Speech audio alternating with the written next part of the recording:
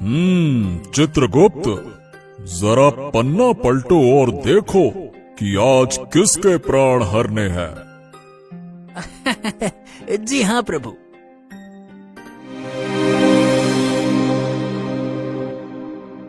महाराज, मृत्यु लोक में एक कमजोर गधा है, परंतु महाराज वो आपका परम भक्त है। काम से बचने के लिए ही सही, पर रोज आपको याद जरूर करता है। आज उसे दर्शन देकर उसके पन्ने का हिसाब खत्म कर दीजिए प्रभु। वाह!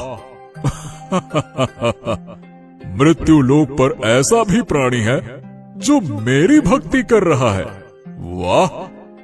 हाँ प्रभु, आप तो वो देखिए।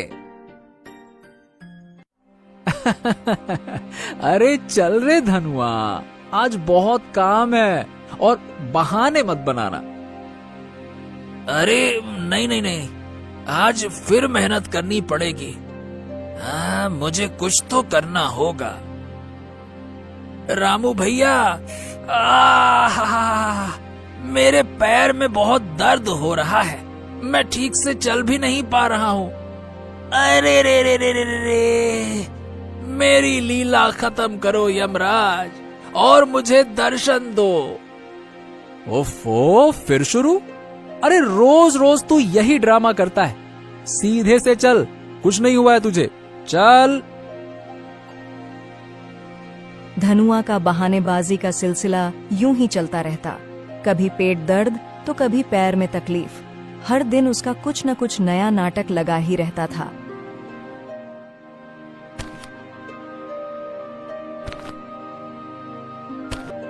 अरे रे रे रे रे रे रे रे, अरे रामू भैया, पेट में बहुत दर्द है, लगता है बहुत ज्यादा काम कर लिया है आज।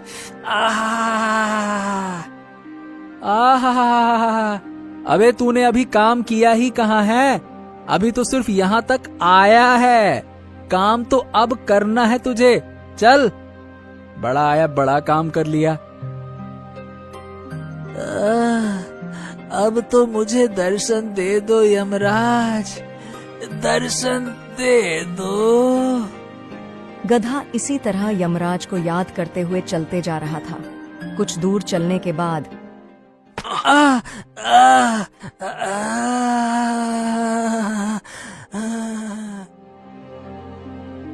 अरे धनुआ, क्या हुआ तुझे? चल उठ। अरे देख, गांव के सब लोग आ गए हैं। चल चल चल, उठ, चल उठ।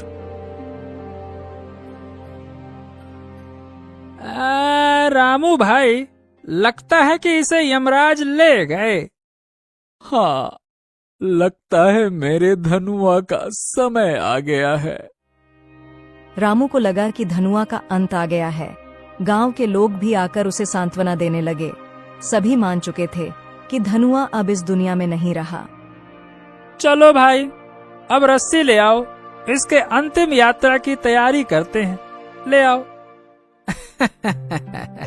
देखा महाराज, आपने अपने भक्त का नाटक।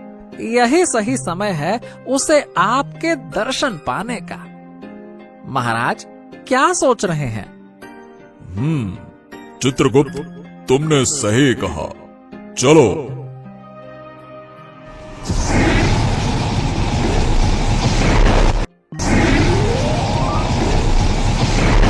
यमराज को प्रकट होते देख गांव वाले डर से अपने कदम पीछे कर लेते हैं।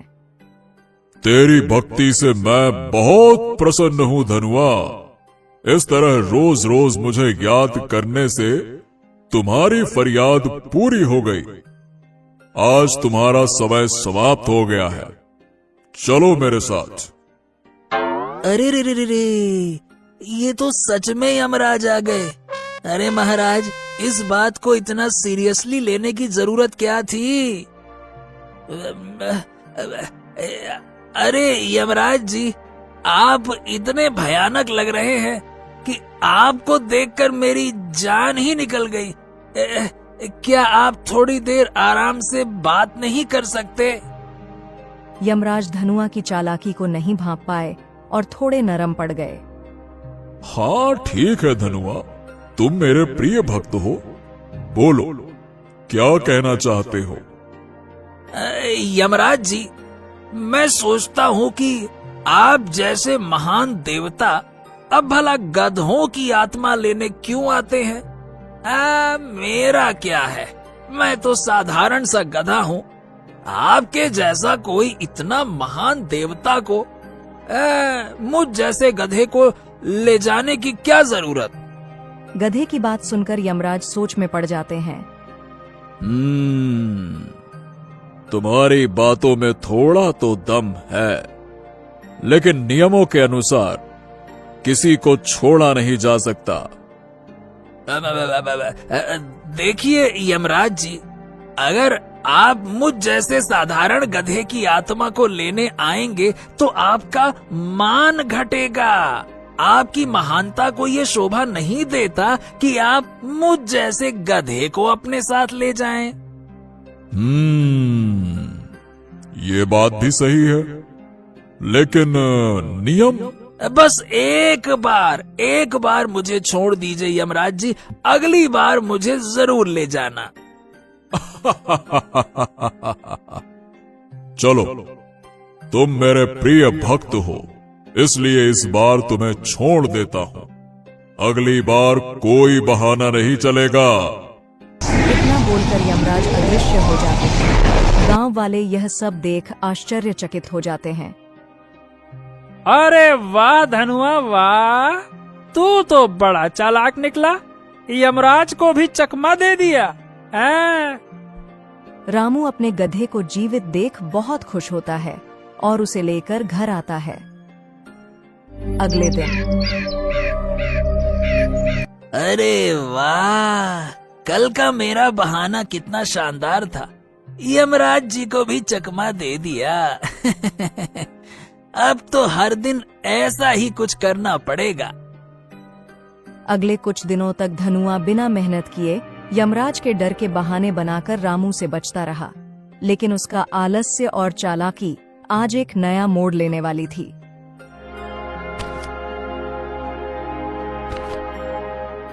अरे वाह, ये बहानेबाजी का तरीका तो कमाल का है। रामू भैया भी मेरी हर दिन बात मान लेते हैं। ऐसा लगता है कि जैसे मेहनत तो मेरे नसीब में है ही नहीं। वाह वाह वाह वाह वाह।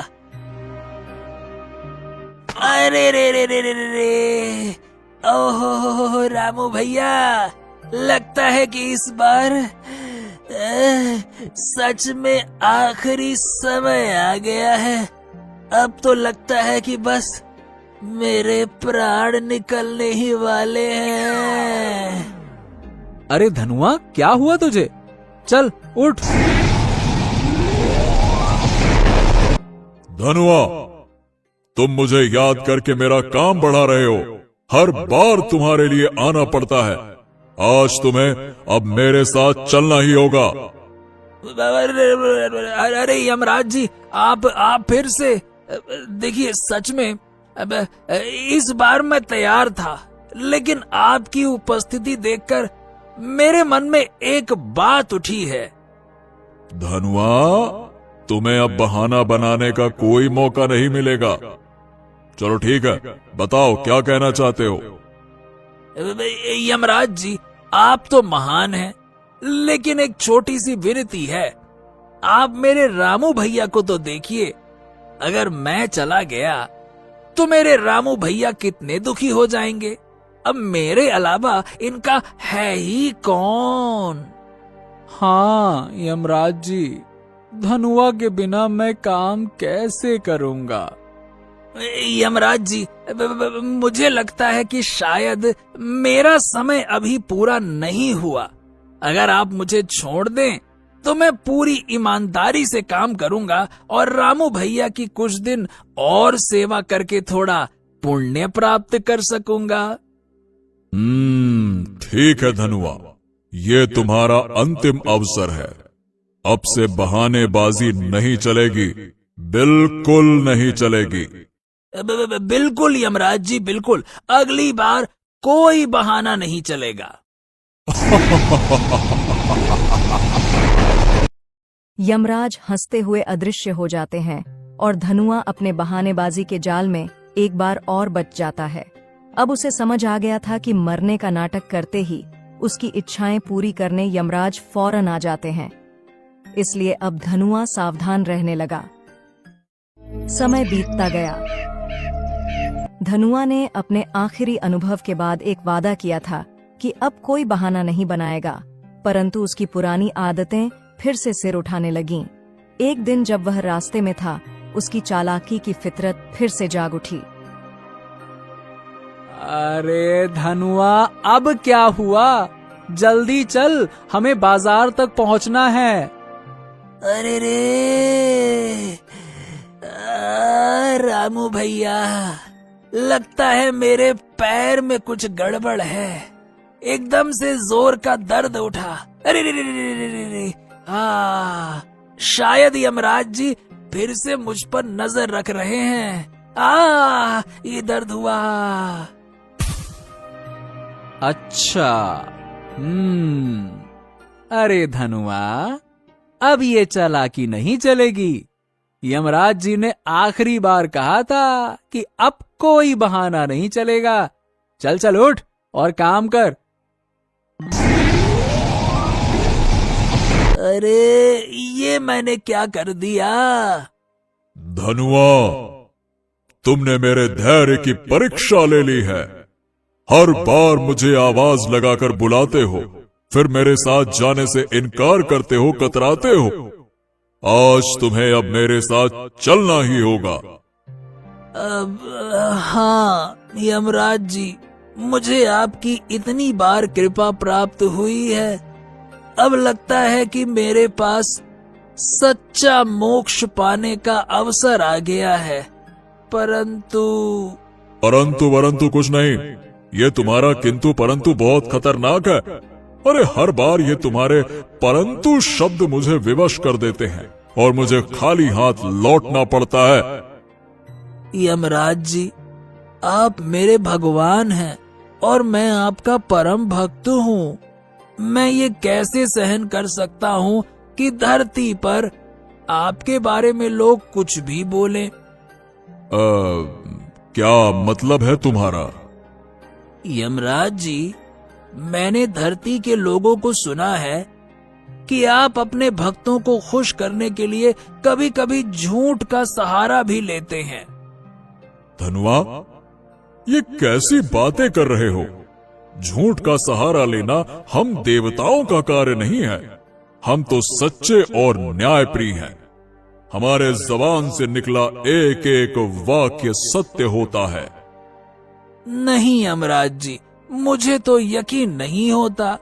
अगर ये सच है तो कृपया मेरे सर पर अपना हाथ रखकर मेरे सवालों का जवाब दीजिए, तभी मुझे विश्वास होगा, अन्यथा नहीं होगा। अच्छा, तो इसमें कौन सी बड़ी बात है धनुआ? मैं अभी तुम्हारे सर पर हाथ रखता हूँ। ये लो, पूछो जो भी पूछना है। तो बताइए यमराज जी, अपने भक्तों को लंबी उम्र का आशीर्वाद देने के लिए आप कौन से शब्द का उच्चारण करते हैं?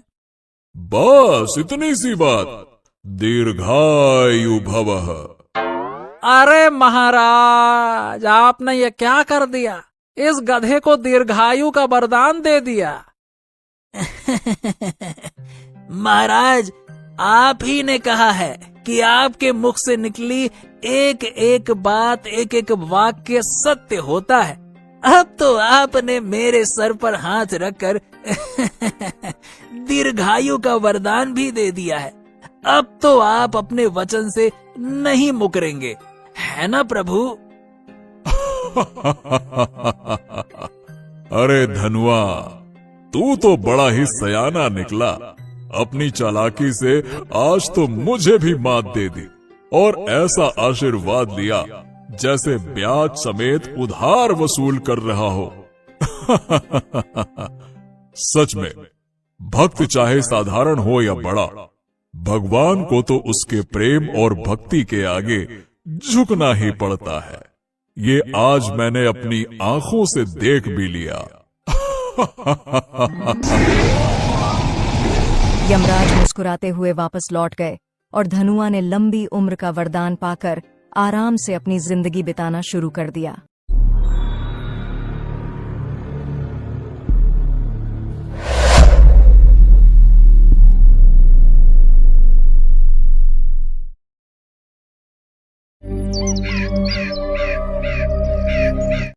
बात बहुत ही पुरानी है। लखनपुर राज्य में मोहन नाम का एक गरीब किसान रहता था। उसके परिवार में उसका बेटा राजू और उसकी पत्नी सीमा रहती थी। राजू एक बहुत ही शरारती लड़का था। वो हमेशा शरारत करता रहता था और जब भी मोहन उससे कहता, राजू तू हमेशा झगड़े मारपीट और शरारत करने में ही समय बिताता है। तू मेरे साथ खेतों पर चल, वहाँ पर चलकर मेरे साथ मेरे काम में हाथ बटाया कर। नहीं पिताजी, मैं खेतों पर नहीं जाऊंगा, मैं भी छोटा हूँ। ऐसे ही कुछ साल बीते। राजू बड़ा हो गया तो एक दिन मोहन ने उससे कहा, बेटा अब मैं उम्र के हिसाब से कुछ थकान महसूस करने लगा हूँ। भगवान की दया से अब तुम काम करने लायक हो गए हो। अब तुम हमें काम करके खिलाओ। पिताजी आपने मुझे इतने दिनों तक खिलाया पिलाया है, कुछ दिन और खिलाओगे पिलाओगे तो क्या हो जाएगा। राजू की ये बात सुनकर मोहन चुप हो गया।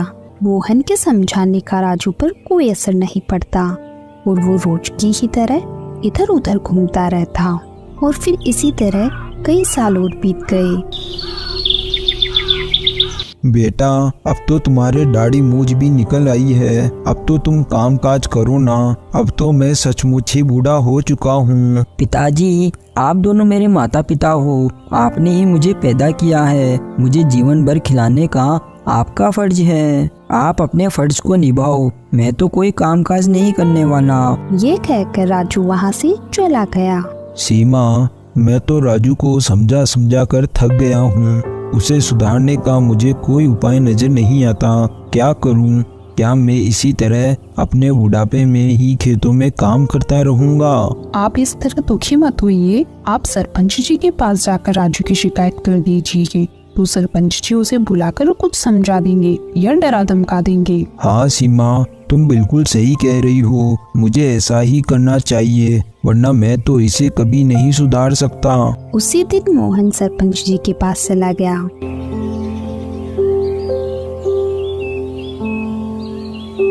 सरपंच जी मैं बहुत ही बड़ी मुसीबत में हूँ, अब आप ही मुझे उस मुसीबत से बचा सकते हैं। कहो मोहन, तुम्हें क्या परेशानी है? सरपंच जी मेरा एक ही बेटा है राजू, इस आस के साथ कि वो बुढ़ापे में मेरा सहारा बनेगा। मैंने उसे बड़े ही लाड प्यार से पाला। अब जबकि मैं बूढ़ा हो गया हूँ तो मेरा बेटा राजू मेरा कोई भी काम नहीं करता। वो दिन भर बस अपने दोस्तों के साथ इधर उधर घूमता रहता है और लोगों को शरारत करके परेशान करता रहता है। और जब मैंने उसे समझाया तो वो मुझसे कहता है कि वो जीवन भर कोई काम धाम नहीं करेगा, मुझे उसे जीवन भर काम करके खिलाना पड़ेगा। तुम्हारा बेटा तो बहुत स्वार्थी है, लेकिन कोई बात नहीं, मैं इसे सबक जरूर सिखाऊंगा। रमेश तुम जाकर इसके बेटे राजू को बुलाकर लेकर आओ। फिर सरपंच जी का आदमी जल्दी से गया और राजू को ढूंढकर सरपंच जी के पास ले आया।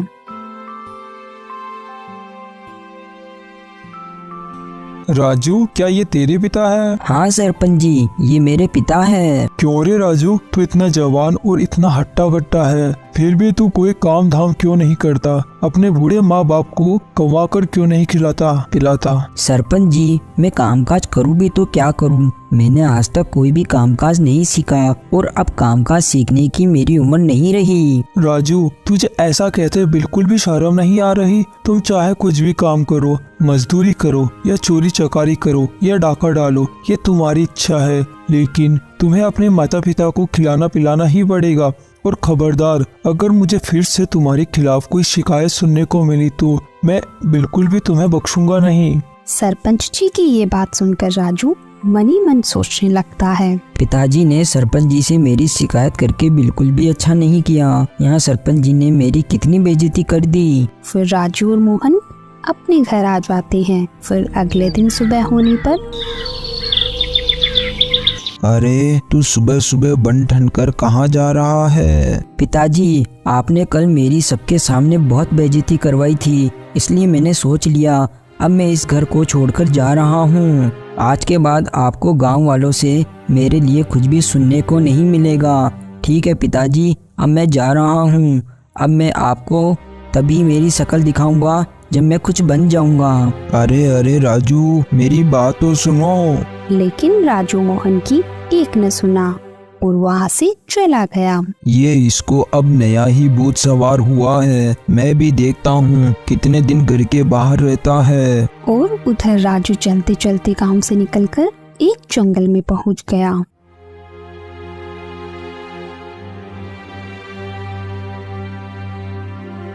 उसे डर लगने लगा। हे राम, मैं ये कहाँ आ गया? मुझे तो यहाँ केवल दूर दूर तक जंगल ही दिखाई दे रहा है और यहाँ जरूर जंगली जानवर भी रहते होंगे। मैं तो घर से ये सोचकर निकला था कि अब मैं कुछ बनकर ही पिताजी को अपनी शक्ल दिखाऊंगा, लेकिन अब मैं यहाँ आ ही गया हूँ तो आगे चलता हूँ। क्या पता मेरी फूटी किस्मत चमक जाए। ऐसा सोचकर राजू आगे बढ़ गया।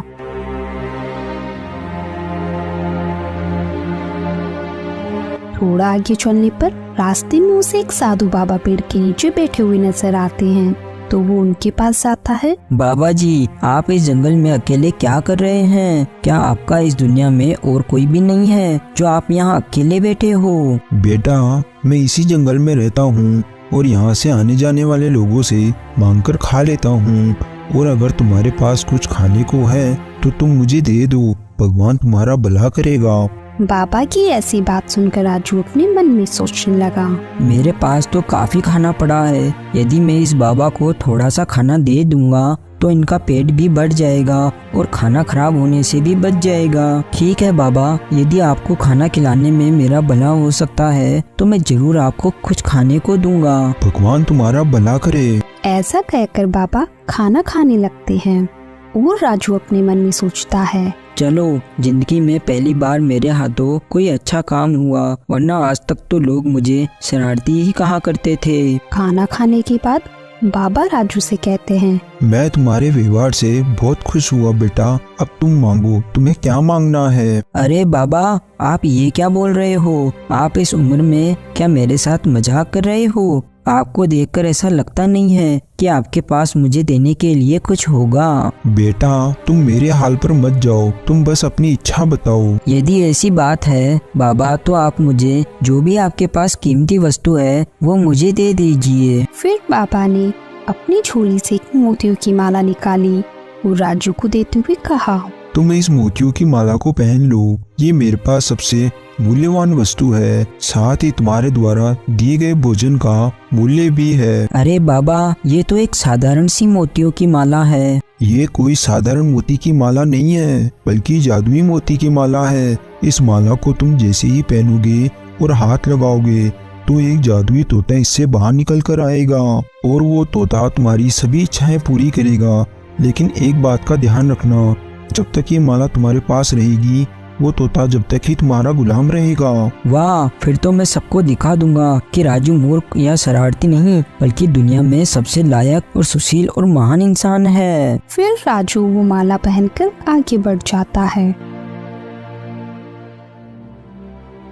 और थोड़ी दूर चलने के बाद, ये माला क्या वाकई में एक जादुई माला है? क्यों ना मैं एक बार इसे आजमा कर देखूं, कहीं बाबा ने मुझे मूर्ख तो नहीं बनाया। फिर राजू रुककर उस माला पर हाथ रखता है, तभी वहाँ एक तोता प्रकट हो जाता है। मैं तोता, क्या हुक्म है मालिक आपका? प्यारे तोते, मुझे बहुत जोर से भूख लग रही है, तो तुम मेरे लिए स्वादिष्ट भोजन और जल लेकर आओ। जैसी इच्छा मालिक आपकी। इतना कहकर तोता अपने जादू से स्वादिष्ट पकवान की एक थाली प्रकट कर देता है। भोजन हाजिर है मेरे मालिक। कमाल है, इतना स्वादिष्ट खाना तुम मेरे लिए लेकर आए हो। अब तो इसे खाकर मजा ही आ जाएगा, क्योंकि कई सालों बाद मुझे इतना स्वादिष्ट खाना खाने को मिला है।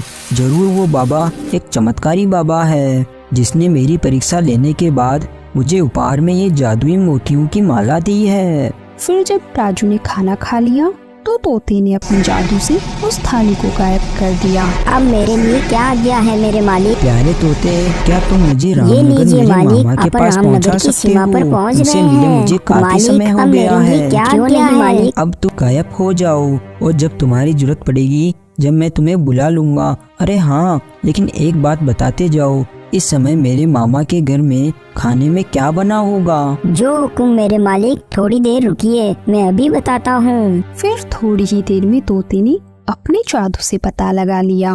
मालिक, आज तो आपके मामा के यहाँ बहुत स्वादिष्ट पकवान बने हैं, जलेबी, खीर, लड्डू। अरे वाह, फिर तो मजा ही आ जाएगा। ठीक है, अब तुम गायब हो जाओ। फिर तोता वहाँ से गायब हो गया और राजू अपने मामा के घर की ओर निकल पड़ा।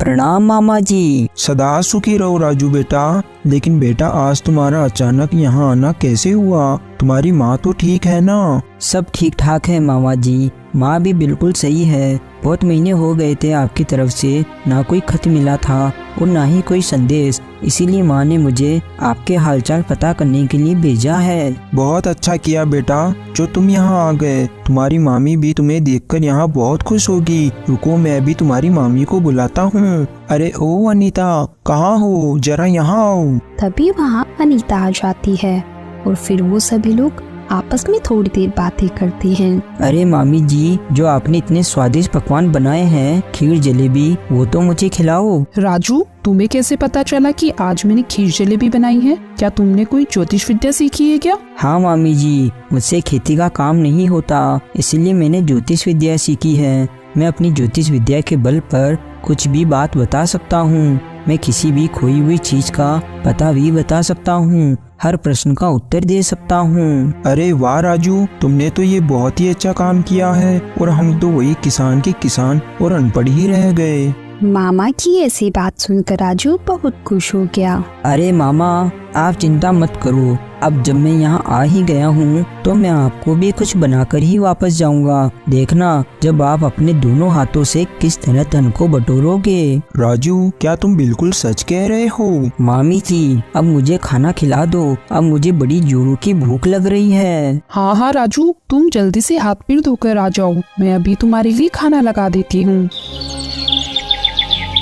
फिर दूसरे दिन से ही राजू की मामी अनीता गांव में जहाँ कहीं भी जाती वहाँ मुफ्त में ही राजू की ज्योतिष विद्या का विज्ञापन कर देती। ये बात सुनकर गांव की एक औरत बोली, मैं कल ही तुम्हारे घर आऊंगी। यदि राजू की बताई हुई बात से मेरी अंगूठी मिल गई तो मैं उसको अपने घर भोजन पर बुलाऊंगी। हाँ हाँ बहन, जरूर आना। हमारा राजू तुम्हारी खोई हुई अंगूठी का पता जरूर बता देगा। फिर अगले दिन जब वो औरत अनीता के घर पहुंची तो राजू उसकी सारी बात सुनकर बोला, आप चिंता ना कीजिए चाची जी, और आप सब बाहर जाकर बैठो, मैं भी आपको आपकी अंगूठी के बारे में पता करके बताता हूँ। बहुत अच्छा राजू, हम अभी बाहर चले जाते हैं। मामी और उस औरत के कमरे से बाहर जाने के बाद राजू ने अपने मोतियों की माला पर हाथ रखा और जादुई तोता को बुलाया और उसे सारी बात बता दी। तो उस जादुई तोते ने अपनी जादुई शक्ति से उस औरत की अंगूठी के बारे में पता करके राजू को बता दिया और वहाँ से गायब हो गया। तो राजू ने उस औरत को अंदर बुलाया। सुनो चाची जी, आपकी अंगूठी चोरी नहीं हुई है, बल्कि आपकी गाय उस अंगूठी को चारे के साथ खा गई है। आप उसे बहुत सारा चारा खिलाइए तो गोबर के साथ ही आपकी अंगूठी बाहर आ जाएगी। उस औरत ने घर जाकर अपनी गाय को बहुत सारा चारा खिलाया। खा खा गोरी, तू बहुत सारा चारा खा।